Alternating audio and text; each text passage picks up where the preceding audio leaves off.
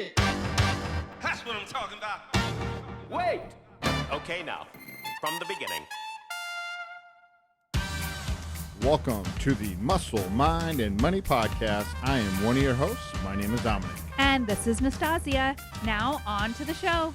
And we are better than ever. We are on to a new episode. Episode number, I don't even know, 27? 20-something good. Yes. And always our best episodes are when we have special guests with us. And today, we have a gentleman named Jordan Orr with us today. We're laughing here because for those that can see us on video, our little dog Sumo is up kissing on his ear from Ignite Management. And Jordan is someone that we wanted to invite onto the podcast today because we recently, just a few weeks ago, had graciousness, went to lunch with Jordan. Jordan invited us out to lunch, get to know us on differences. But I met Jordan with Nastasia on, I think it's like the virtual pub from the Whitecaps that Adamar Cal hosted. And as we got to know Jordan on the virtual pub, but then we got to know him over a one-on-one lunch, it was awesome to hear about how Ignite Management, consulting, he's a consultant, been doing it for the last 3 years, and it's right up our alley.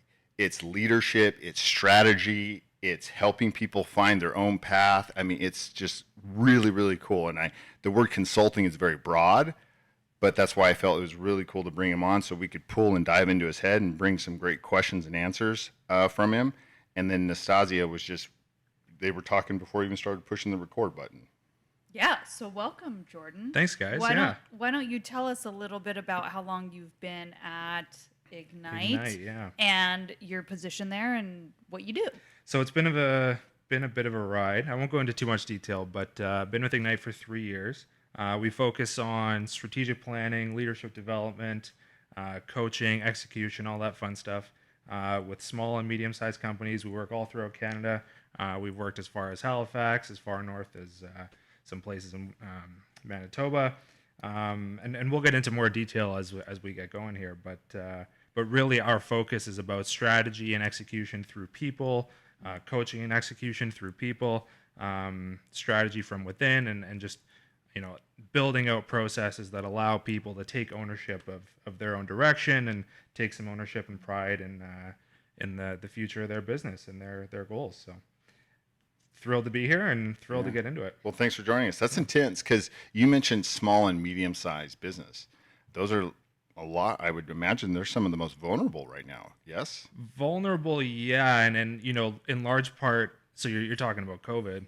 Yes. I would assume, yeah. And even before that, I mean, in our experience, for the most part, that segment is relatively unserved. Like when you think about consulting, a lot of consulting is geared towards these large corporations that everyone's heard of. And in our experience, the owners, operators, people who actually run and drive the economy of the SME sector, which is huge and significant, they're relatively unserved and they're kind of left to their own devices. And so through our processes, we're able to help in a number of different ways. Well, now that we've started our own small business, I have been very enlightened in entrepreneurship. It is so multidimensional, and it's really incredible how many things you need to be good at to be successful in running a business. And we're really lucky with the two of us. We're kind of like a yin and a yang. So things I'm not good at, Dominic is. Things that Dominic is maybe less strong at, I can kind of fill that gap. And so together, we're pretty well-rounded.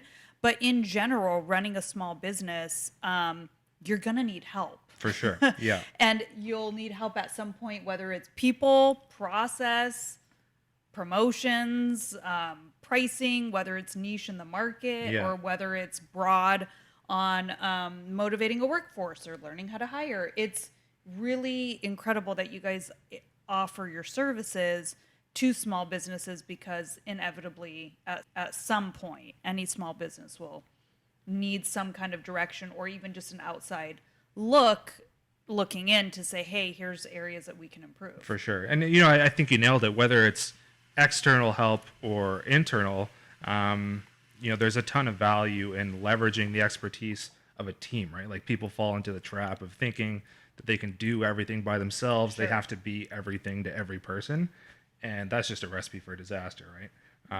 and demonstrating that humility and saying, okay, like I can do this, but I can't actually do that. So here's where I need help, and here's how I'm going to build a team around some of the gaps that I have. And then, Yeah, okay, as our wonderful. team, here's some of the gaps that we have. So let's figure out how to address those gaps. And it's a process, and it's about putting ego and pride in check a little bit. But for those that get it right, I mean, you can see some of the success stories. Right. And I think with your perspective and how Ignite works with small and medium-sized businesses, and as you just opened up with us, it's all about the people. That's all a small, medium-sized business is. And to Nastasia's point, you do everything in those businesses. You're a jack of all trades. But if you don't stop, think, and pull resources in that you don't have expertise around, usually if you start a business, you're good at something, not everything. Exactly. And you have to surround yourself with others of expertise. And at the same time, make payroll and make a budgets work too as well. You usually don't have endless amounts of money to hire all these resources. So someone like Ignite, you come into a business and you help with strategy. You help with those specifics to help them, I imagine, grow their business. Yeah, whether it's growth or helping engage their teams. We work a lot in the association space, the nonprofit space. Right. For them, goals aren't necessarily growth. It's about providing value, optimizing dollar spend. So goals are a little bit different. And in every process, it starts with defining what those goals are, because it's a fallacy to think that everybody is clear on those goals, right? Because more often than not, there's at least a little bit of disagreement within a team around where we ought to be and where we should go. Yeah. Sounds a lot like a former positions we used to have around in fitness. Yeah. And people struggle with their fitness, and there's so many ways to go about it. They may be really committed to cardio or their nutrition or something, but it's missing a component that doesn't help them get their results. And if Nastasia is the queen of this, you got to bring them back to the goal and help them with what their gaps are. Exactly. Right. Yeah, you nailed it. We wanted to discuss, because before the podcast, you had an awesome short list but impactful list of things that we could discuss to pull from. And we're going to be very greedy on this one, almost like a free consultation, from planning an organization to roadmap development. But there was one on the list that really triggered and it connected, was you had written redhead, bluehead. Yeah. And I think that just relates, because as we discussed, of course, before recording this, what that really is mental, and we'll have you open up with it because we got a ton of great questions on it, is you had also shared that's where your company you're starting with, before going into planning and development and all this, like, hey, ABC equals 1, 2, 3, you're taking a step back to move forward with where are you at mentally to go execute. Yeah. Yeah. Yeah, and I love this learning that we're going to walk through right now, because I know we're talking a lot right now in context of business and small businesses and leadership, but this is a day-to-day, one-on-one human. Anyone listening will benefit from this conversation, whether it's for you personally, internally, or for you as a leader leading your team, or for you as a business owner running your business. So I hope you guys really listen up, and now Jordan will take us through. If you got a goal, yeah, you got any goal out there, this applies. listen, because this is where you start with your goal process before you go into even planning an organization. For Yeah. sure. So this is a concept that we first adopted from one of the great athletic and just in general leaders in our country, this guy named John Herdman. If you don't know much about John, I'd encourage you to go do some research. He's currently the head coach for the men's national soccer team. So the concept is called redhead, bluehead. And Nastasia, as you said, we all experience this day to day. We're all familiar with that redhead feeling. When I say redhead, it's that feeling when you get trapped inside your own head. It's almost that animalistic flight, fight, freeze mentality. Okay, like, what do I do? I'm stuck. I can't make a decision. Emotions are boiling over. Maybe some anxiety creeps in, or that flight response kicks in. I don't want to deal with this. I'm going to run away. Somebody else's problem. And then how that relates to strategy and to leadership is working both internally and then using your team to consistently get back to that blue head state. And the way the way that we describe the blue head state is we use the acronym ICE. I being for intensity, C being for clarity, and then the E being for execution. Oh. So you're dialed in, you're focused, you're clear on what needs to happen. If you're working with a team, everybody has the same expectations and that clarity of goal. And there's methods and there's ways to get to that blue state, but it starts with that recognition that we're all human, like we're all people. Physiologically, biologically, humans are reactionary animals, right? And that dates back to this evolutionary journey that we've been on, where there's a challenge or a threat, and we got to deal with it in the moment because our lives are at stake or something like that, or there's an opportunity or there's a piece of food, so we got to jump on it before somebody else gets it. And through that course of evolution, where we've ended up now is a place where people feel like they have to make decisions in the moment. And there's a lot of research that says that a lot of good decisions happen in the moment, but the decisions that happen in the moment are best when they're clear and they're focused, and you have that. We've all been in that state of flow where things just seem to click, right? And the role of leadership and how we play a role in that in terms of developing and coaching leaders is getting them to that point and then giving them the tools to get their team to that point. Oh, wow. Real quick, I was writing notes. ICE, intensity, clarity, and execution. So ICE is the acronym. Yeah, and that's in Intensity, the blue. Yeah, clarity, execution. that's when you're in the blue state of mind. Exactly, yeah. You're cool, calm, and collect. Yeah. And that's how you can have your intensity, clarity, and execution. Yeah. On the opposite side, it's stress is your number one controller. You're in fight, flight, or freeze. Exactly. And that could be anyone in any position on any day, especially with the day and times that we have now. You're trying to fight COVID. You're trying to fight my kids are at home and not in school, or they're in school and I'm worried about this. My boss, my team, my company, revenues. It seems like the world's in a redhead state right now. For sure. Fair to say. Yeah. And so you're saying this is where you start first, is you get to blue head state before you go executing towards a goal. So 'Cause that's So one of the ways that we map it out is there's a pyramid, right? And this red head, blue head would fall under probably the most potent part of the pyramid, which would be that mentality. Like, you got to have the right mentality to do it. And then underlying that, the other two parts of the pyramid where we also do some work is in the structure and then in the skill set as well. So do you have structure, meaning like, do you have the plan in place? Are you clear on what needs to happen? Are you clear on who's doing what? And then the skill set is, are you actually capable of doing that? And then when you get into the conversation around goal setting, which we can get into, like, the best goals that you set are the ones that today you wouldn't be able to accomplish, right? And so people often think of goal setting as something trivial, something that you could just do quite easily. But in terms of actually getting that internal fulfillment, it's going to require a goal that you don't actually have the skill set to do today, and you need to develop and better yourself with that mentality and with that structure together. Yeah. Ooh, that's big. Yeah. So set a goal that you know today you can't reach with your current state. Exactly. Otherwise, what's the point? Okay. Yeah. So if we go to this red head, blue head, is this like a model, a theory, a philosophy? Yeah, I mean, all of the above. Okay. You can consider it a framework because, it doesn't have to be a complicated situation. We've all been in instances where, for example, you're driving home, somebody cuts you off in traffic.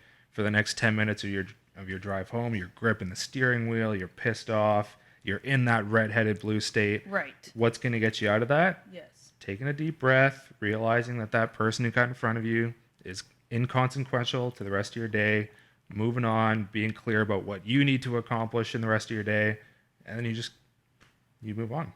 If you can map out some techniques. So I think most commonly, we're not waking up blue-headed. Well, if you are, then that's a larger conversation. But things can happen in a day that take you there. Like, I'm having one of those days that just everything is going sideways and it's very frustrating and it links and links. And so I literally had to make a conscious stop today. And that's exactly what I did. I took a deep breath. I shut my eyes. things aren't happening to me. Like, it's okay. They're all minor things, but they've been adding up and making me really like negative and frustrated. And consciously work to like reroute. So is that how you suggest if we're in, oh, I'm sorry, in a red-headed moment? I said that backwards. If we're in a red-headed moment and we're reactionary and we're working out of anxiety and anger and frustration and all these negative emotions, to just stop and then move to a different like focus? Yeah, Or- so I'll share an example. A mentor of mine, he's an old JTF2 military veteran. This guy's he's been in the thick of it. He's seen some pretty interesting stuff. And he dropped this nugget of wisdom on me one day, and he said, "Leadership starts with a breath." And I've always retained that piece of knowledge because it's simple and it's effective, right? And in your story, you come up against this situation, you stop, you take a deep breath. If you were to relay this back to a sports analogy, you look at a basketball game, player steps up to the free throw line. First thing he does, always, he's not out of breath, but regardless, just takes a deep breath, right? Composes himself, looks at the basket, looks at the ball, because in that moment, nothing else matters. It doesn't matter what his coach is thinking, doesn't matter what the fans are thinking, doesn't matter what's going on with his players. All that matters is that he needs to get that ball in that basket in that moment. And if any of that distraction creeps into it, chances are he's not going to make that basket, right? But the first thing he does is he stops, takes a breath, takes stock of the situation, realizes what he needs to do and how to do it. Chances are he's going to make that basket. All right. I love this, but I need more from you, because where I'm loving on it is it's so easy to say, stop and take a breath, have a yoga moment, meditate. But it's tough to think that when you're in a redhead state. So to the point of what are some tools, tricks, things that you've worked with companies or individuals on strategy that they may not know they're in the redhead state. That becomes a normal state. So when I'm redlined all the time, that becomes the state I actually want to be in. Yeah. And I want to be there because I feel control, even though I know exactly what you'd probably say. You're not in control. In fact, you're out of control, because in that fight or flight system takes in, and then you feel this like anger, but you feel an intensity that actually overrides your logic, and that's emotion. For sure. And if I'm there, but I think I have a plan, and I'm frustrated, I'm not losing weight, or I'm frustrated about something else. Like, there's lots of goal setting, and I love what you said. Man, set a goal you can't achieve. That may piss people off. Well, I don't have all the resources. Or Yeah. stress you out. Or stress you out. For sure. Like, you're like, you can't even get there logically and figure out a plan of something you can't achieve now. And that's kind of where you should stretch goal yourself, because a lot of us live in that redhead state. A lot of us do. yeah. I had to be coached by a psychologist to be like, yo, you think you're good, you're not good. And like, take it down a level. And a lot of what you're saying is absolutely parallel to what they've worked with us on. So for you, in the sense like, okay, well, and I know you're not the doctor or the expert there, but in business, especially small, medium-sized businesses, which you guys help with daily, and you're talking to a CEO or someone that's in control of this company, they have to look in the mirror. For sure. And how do you know that that's not, they need to see that first before then, because it will only help them start personally, all of us personally, to recognize that we're even in a redhead state. So what can we do there? What do you do, like, if you see it and then they don't even, like, they're not I don't think equating they that. see it. I think they would see it. I mean, we've all been in that situation where, emotion takes over, and this may or may not answer your question, but I think this reinforces the value of any sort of planning process, right? Because inherently, when you plan something, you're forced to remove yourself from whatever situation that you're in, because you can't go about your day and plan at the same time. And so when you plan, when you actually sit down and map it out, whether you're by yourself or with a team or an executive team or a board, you are forced to remove yourself from your day-to-day situation. And with that, you get clarity of direction, and that's amplified when that's done with a group of people. And the value in doing that with a group of people is, one, you can hold each other accountable, But two, you also get that greater sense of fulfillment when you can lean on someone and say, look, I can't actually do this today, but Nastasia, I know you can do this today, so I need your help with this. And Yep. one of the ways to get out of that redheaded state is just to be humble and admit that you can't do this on your own, and recognize that the people around you can actually help. But it starts with a bit of that humility, right? And you can't be all things to all people all the time, and that's a trap that leaders fall into. Okay. So would it be fair to say, and I don't want to put words in your mouth, but it's going to sound like I am. You don't know, you may not even know if you're in a frustrated state unless you stop and plan. Like you got to take, even today, let's say you get up in the morning and you just take a journal, or you take a notepad, or you take your phone and you plan your day. You stop and think about your day versus letting your day come to you and see how you a good way to react put to it. it Yeah. then and there. Because then you're just reactionary to your day. And if oftentimes people may not even know they're in a redhead state because they're not thinking long term, they're thinking short term, they're thinking immediate right now. A good test would that be is, do you have a long term plan? Do you have a future you wake up to? Do you have a plan that's in place when you start your day? You start your roadmap towards your company's success. And I think oftentimes people say they do, but when you ask to actually physically see it, I bet I would challenge I can challenge you to say, yeah, I had a plan yesterday, I didn't have a plan today, and today's not as smooth as yesterday. Because I Yeah. think back through it. Yeah. I didn't have a So the words that you had initially used for redhead were fight, flight, freeze, and reactionary. Yeah. And a lot, to me, in my experience, both professionally and personally, I freeze and become reactionary when I'm either caught off guard, or I don't have a plan, or I'm not confident in execution due to lack of plan or skill set. For sure. Right?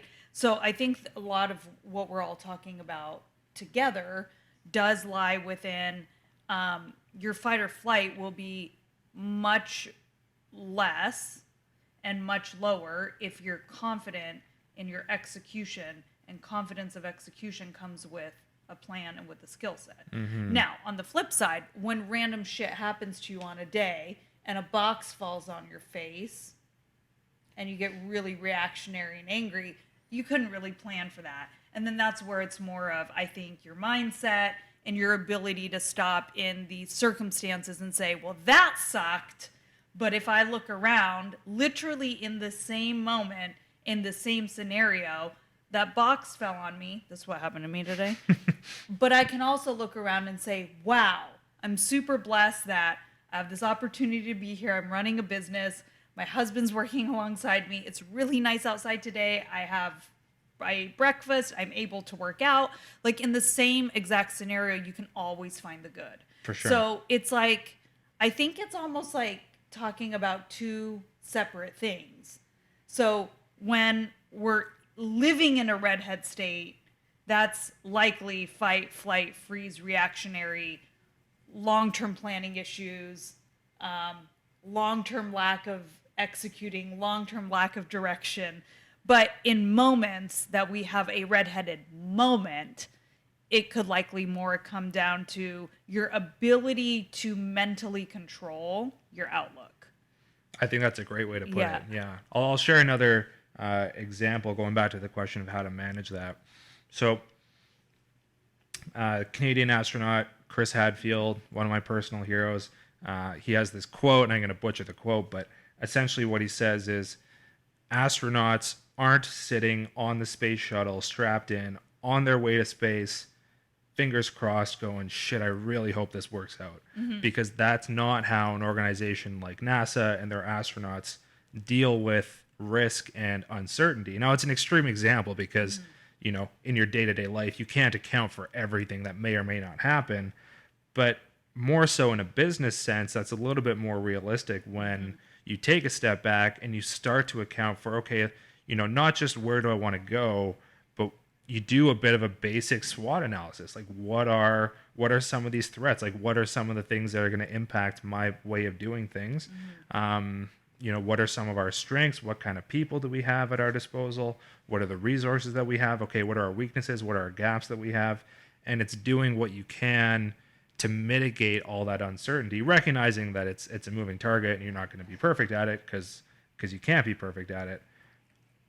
But by mitigating that uncertainty, you're going to inherently get back to that blue state kind of mentality, right? Got it. Yeah.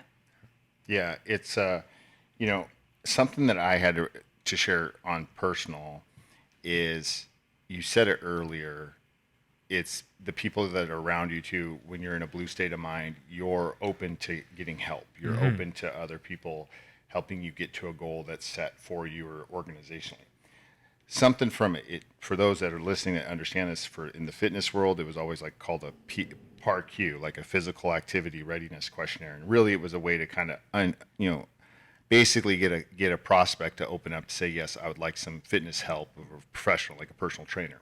One of the most powerful questions that always identified where they were on a frustration level in towards their fitness goal was, who is helping you achieve your goal at this time? 90% of the time, you got no one. I can do it. I'm working on this. I'm working on that. I'm doing this. I'm doing that. I have I. That to me also sounds like a small business owner. That sounds to me like a medium-sized business owner. That sounds to me like a parent trying to be a helicopter parent. That sounds like, in the sense of frustration, who do I trust the most to have the ultimate control? Yeah. Me, when it's the most ultimate under control. So I could see, quote again, who is the coach that's helped you guys kind of even just see this model? John Herdman, the national soccer he's a team coach of a soccer team. Yeah. And there shouldn't be an I in team if that expression plays, right? Yeah. There's roles and responsibilities. But when you hear what I'm doing and I'm doing and I'm doing coming out of people's mouths, it's a sign that you're not in a blue state of mind, because you know that the power of everyone helping you is going to make you go that much further. Nastasia said this last night in our even discussion. You can make $1 million by yourself any day of the week. You'll never make 10 million unless you have people around you helping you, push you. Yeah. And so that would be an indication of like checks and balances. Am I in a red state or blue state? And if you find yourself constantly saying I, then you're in a blue state. Yeah. Because there's always a source that people can help, or resources that people can help you move faster and make your life a hell of a lot easier. That's kind of what your job is. So this is a bit of a tangent, and I love where you're going, so I'm going to take it down this tangent. And this is a lot of where we try to focus in terms of helping people feel more fulfilled in their jobs. But they've done studies to try to identify the greatest source of happiness and fulfillment throughout people's lives. And where they boiled it down, or how they boiled it down, is generally the greatest areas or source of fulfillment in someone's life is when they're working hard with a group of people that they admire and mutually care about towards an ambitious goal. Yeah. And that's it. Like it is as simple as that, but the complexity of doing it is obviously Right. difficult. Sure. But so when you talk about goal setting and money and results and all that, the value that we try to instill within the teams that we work with is getting that sense of fulfillment. So it's not just goal setting for the sake of goal setting. This goes back to the earlier point of, let's set a goal that tomorrow we couldn't do given our current skill set and our resources. Let's stretch ourselves. Let's work together. Let's recognize that it's not going to be easy. It's going to be a rocky road. And then maybe most importantly, let's have some faith that it's actually going to work, because why wouldn't it work if we go through the steps of doing what we say we're going to do? As a group and as a group. Yeah, as a Exactly. community. Yeah. Yeah. Whether it's a boardroom, whether it's a family, whether it's a community or a neighborhood or a country, yeah, it's applicable to any group of people. There we go. Yeah, and that puts you in. That's where you're saying, and that puts you in an ice state of mind, because then you can have the right intensity, you can have the right clarity of who's going to help me get there, and it's all. We love this word. It's always come down to like our DNA. It's about execution. So Oh my gosh. And I wonder, in business, so you've worked with a lot of businesses over the last 3 years. What we find most commonly is that businesses don't execute. It's not that they don't have a good idea. It's not that they don't have a plan. Great it's plan. not that they don't have the skill set. It's like you have all of this, and at the very end of the finish line, it's like you literally can't execute. So So- like a great plan is great, But if you can't execute it, That to throw me it is out a the pretty fucking piece of window. paper with black words on white Yeah. on a Nailed it. Yeah. Like, so we always say, like, I'm one for like A+ plans. I am an A+ planner, but an A+ plan with C execution, Dominic Is an always says, F. I'd rather take a C plan with A+ execution. And why do companies, people, leaders, teams, individuals fall short on execution? What is it? In my experience, it's the fact that people aren't given a fulfilling job to do and role to play, right? So you nailed it. Like, execution is the tough part. And I'd say that's the common theme with every client engagement that we've ever done. We'll be in a planning session and people will be pulling their hair out. They'll be stressing, okay, what should our plan be? And we'll have to say, guys, this is the easy part. Putting the plan together, this is easy. If you think this is difficult, when it comes time to actually execute, Yeah. you're gonna have your work cut out for you. So to answer Yeah. your question, again, this comes back to leaders having the ability to empower their teams to get the job done. And it's not like, this isn't about making work. This is about setting ambitious goals, saying, you know, Nastasia, here's where you need to be by the end of the year in terms of results. Given your current motivated skill set, it's unlikely that you could get there tomorrow. So here's where we start to interlay some personal development stuff. And okay, you know, maybe you're going to do this sort of education or personal development, and that's what's going to help you get to that goal. Because that sense of fulfillment, it's not going to get achieved with the attainment of the goal. That fulfillment is going to come from the journey of development, right? And so I don't know if that answered your question in terms of why do companies struggle, but companies struggle because they come up with a strategy at the top. They try to take a top-down approach. Okay, here's our plan. Let's all get to it. But in reality, the people who are actually responsible for making it happen Yeah. aren't engaged. And Yeah, they- if they're not bought in, you're toast. Exactly, Like, it's yeah. not, it doesn't matter what happens at the top. It's everyone has to have a purpose and a passion behind what they're doing in order to execute. Exactly. But I even see that a lot, even now, just in our new small business space, not huge teams, mostly owners are running. And it's like, still, there's a lack of execution. And so I think there's an element of discipline. I think that potentially there's an element of mindset. I think there's likely an element of lack of structure. But the execution is the key. And I think that And I think it's- there's a lack of confidence that goes into it. Because I think, to your point, Jordan, it's one thing to plan. It's another thing to Sure. go implement the plan. Sure. And oftentimes what we found, or I personally found from our previous experience, the simpler the plan is better. Yeah, Because it's easier to go execute. Because you can come up with elaborate plans, and then the frustration puts you back in a redhead moment, right? Because you're frustrated, doesn't execute. It's too complex. yeah. You have too many moving parts.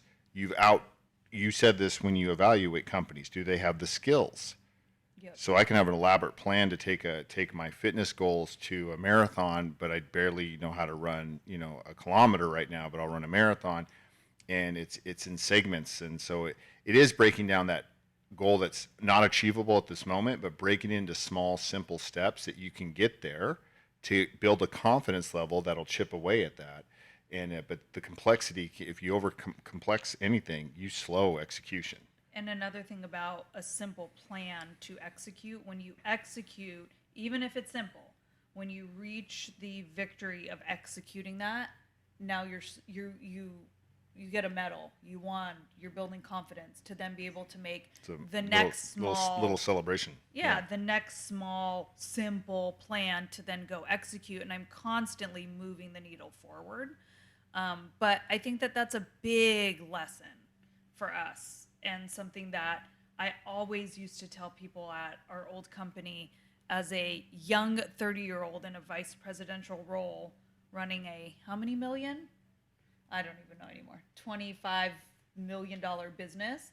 Oh my God, how did you do it? And I would always say, I'm not better. I'm not some genius. I just executed better.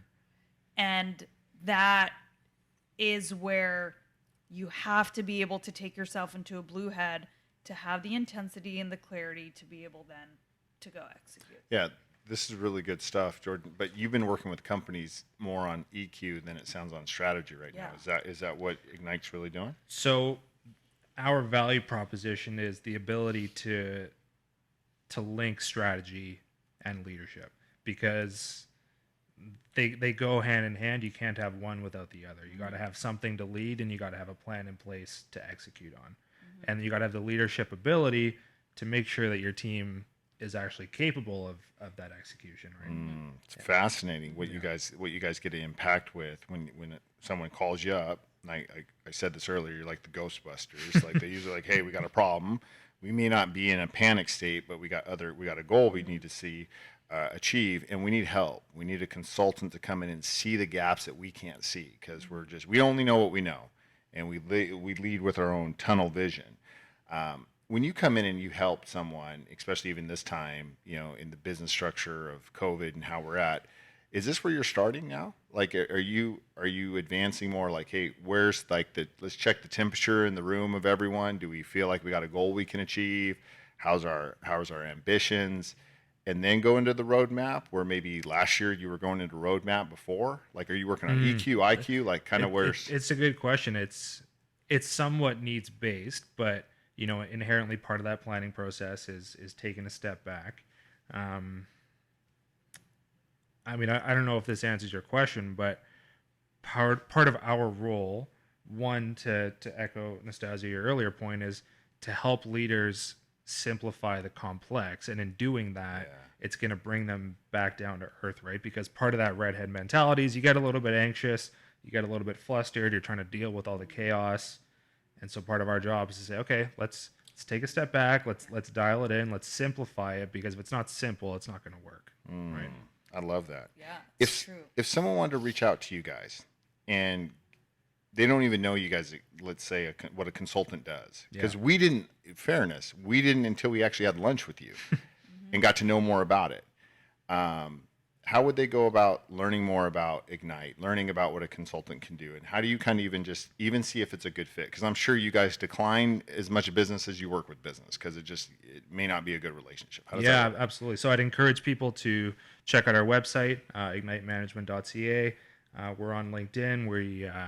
We try to post content and articles. We have some case studies on our website, some examples of some of the journeys that we've been through with some of our clients. And all of our contact info is on our website as well. Great. So I'd encourage anybody to reach out to me or anyone else on our team. Yeah, and then if they reach out to you, do you guys do like a consultation with them, or? Absolutely. So it's all about finding a fit and adding value. There's no cost up front. Okay. And if that fit exists, then we'll talk about a path forward. But there's never any fee for an initial conversation. And you work with small size, medium sized businesses. How about one-on-one clients? In terms of like entrepreneurs? Yeah, like we've worked with a handful, but our processes are more geared towards helping teams and boards execute. Okay. Yeah, doing the hardest thing and getting everyone to your last name, put a oar in the water, so we all go together. Exactly. Which is the most difficult, especially when you're in a team. You've been amazing. This is awesome. I love it. If I want to know more about Redhead, Bluehead, the coach again one more time, just for people that are listening, because I didn't. Yeah, his name is John Herdman. Okay. And isn't there a book? You mentioned a book earlier. That's right. Yeah. So the book Extreme Ownership by Jocko Willink. Oh, yes. That's another good one. He talks a lot about just taking, to reiterate the title, taking extreme ownership of the problem. Yeah. And he says, when a problem gets owned, a problem gets solved. Oh, that's wonderful. Oh, we got to end on that. I got a ton of quotes here. Leadership starts with the breath, intensity, clarity, execution.